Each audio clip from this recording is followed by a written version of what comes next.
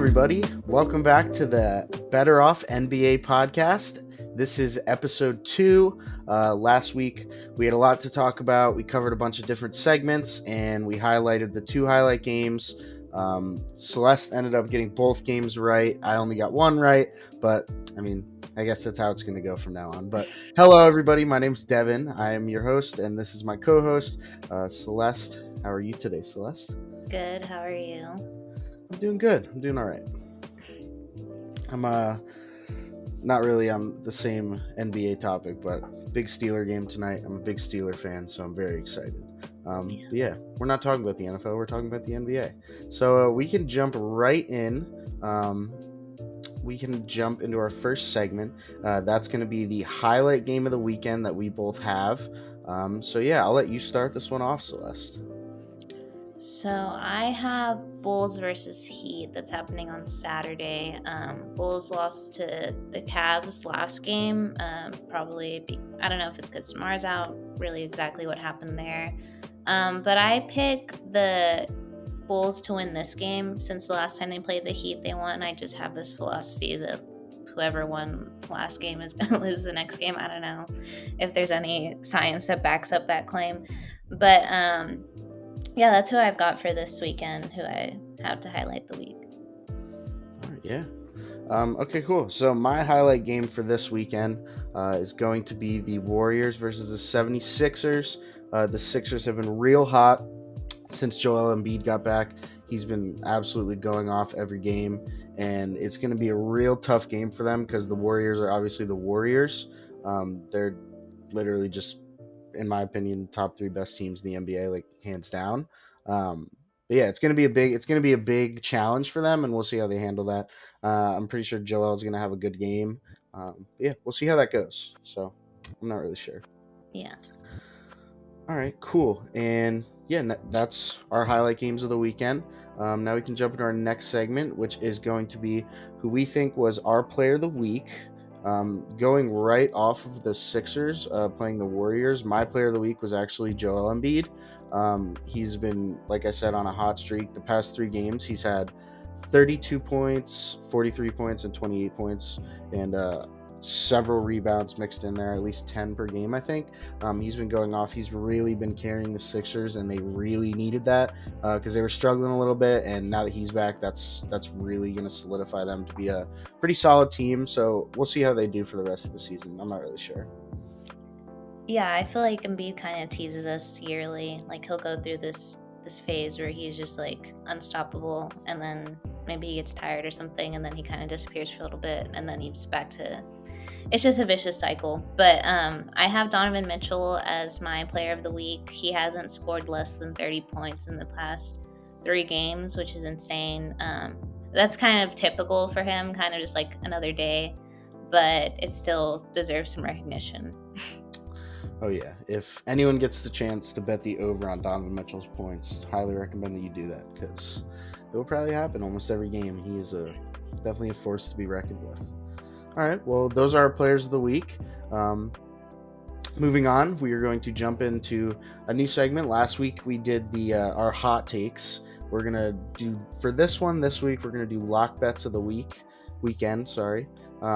And those are just going to be what Celeste and I think will be the best bets. So I'll start it off. My best bet is for tomorrow's ESPN game, the Nets-Hawks. I picked the Nets-Hawks over 224. I just think that this is going to be a high-scoring game. Both very talented teams. I think the Nets have a little bit more that they need to work on. But yeah, they're both very talented teams. I think it'll easily hit the over. I think it's going to be a high-scoring game. Yeah, it'll be a good one. Yeah, I have Hornets Kings under 227.5. I'm assuming this one's up there because last game was really high scoring between, I think it was the Kings and the Magic. But I think in that scenario, there's just no defense happening on either end. And so I don't know, maybe I just have a little more faith in the Hornets to handle the Kings some. So awesome. All right, cool. Well, those are our lock bets of the weekend. Moving right along, we can jump into the highlight games for tomorrow night on ESPN. The first one is going to be the Nets Hawks, which I believe is at 7:30. And the second one we're going to highlight is the Suns and Celtics game. That game is going to be at 10. So why don't you start it off for us?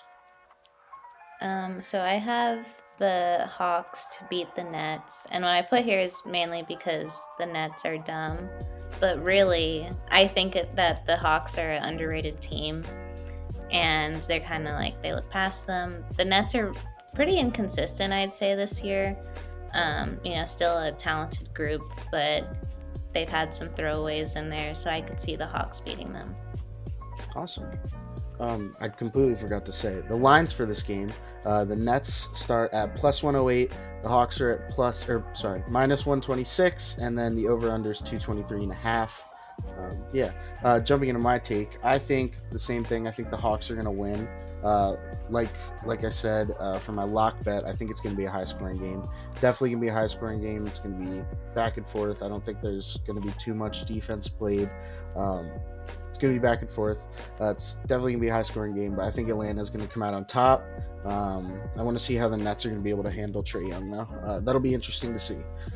So, yeah. That's for the Nets Hawks. And then moving on to the 10 o'clock Celtics Suns game. For that game, the line starts out, the Suns come out minus 125, and the Celtics are at minus 105, and the over-under line is 220.5. This is going to be an interesting game. The money lines are obviously really close because Celtics are really in need of a bounce-back game, and I personally think this is going to be their bounce-back game. They've had 2 straight losses. Last one was actually pretty tough. I'm pretty sure it was a close game. They're definitely in need of a win, and the Suns are a really good team. So I don't really know how they'll be able to handle it, but I think if they're going to win any game within the next couple, it'll definitely be this one because they really need a bounce back win. I wish I could agree. I know, but I have the Suns to win this one. I watched pretty intensely the Suns versus Spurs game because I was on a bit of a high horse after the Spurs beat the Warriors. So I was like, oh, they can beat the Suns, but they, in the end couldn't. The Suns just have so many pieces. Like, even without Booker, it's fine because they have guys that step up. And the Celtics, what I've seen in these past 2 games is Tatum's doing a lot of work, scoring 30 plus, and they're still losing. So I don't know.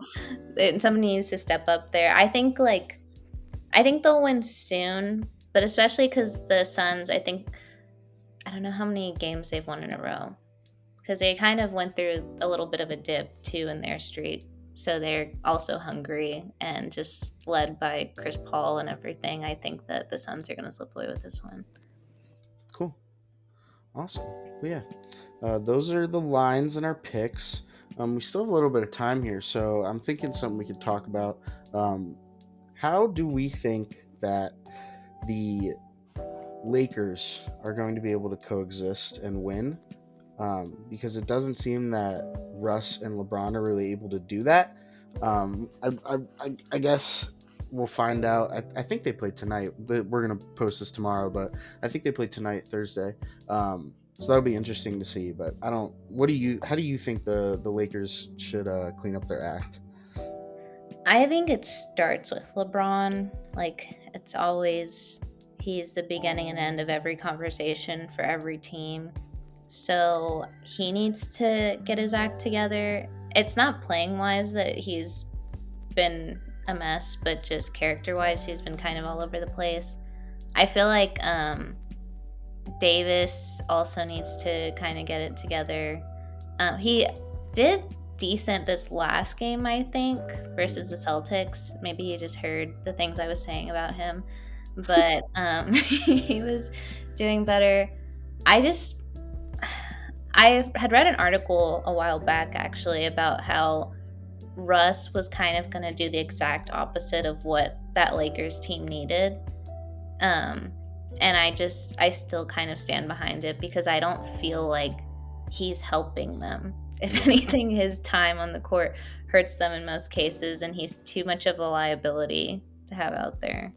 Yeah, I mean, if they want to get anything going, they really got to figure out how Russ fits into the whole equation, because he's just, I mean, the whole team really has been a dumpster fire, but he's really struggling. I mean, they're almost 500, and in my opinion, they should be the best team in the NBA with all the talent they have. It's insane. But yeah, they'll have a big challenge ahead of them tonight, because they're playing Memphis, and John Morant's a monster. So we'll see how that goes.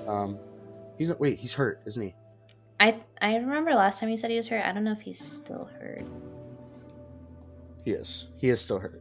But yeah, so I guess that'll give them a little bit more of an edge, but we'll see. I could totally still see them losing.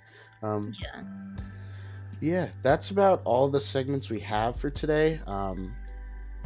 I hope you guys enjoyed this episode of the BettorOff NBA podcast. Please let us know if you guys have any recommendations for anything in the future, any recommendations for segments. We'll definitely make sure that we check those out and get that done. Don't forget to download the BettorOff app so you can become a better. And yeah, that'll be it for now. We'll see you guys next time. Bye.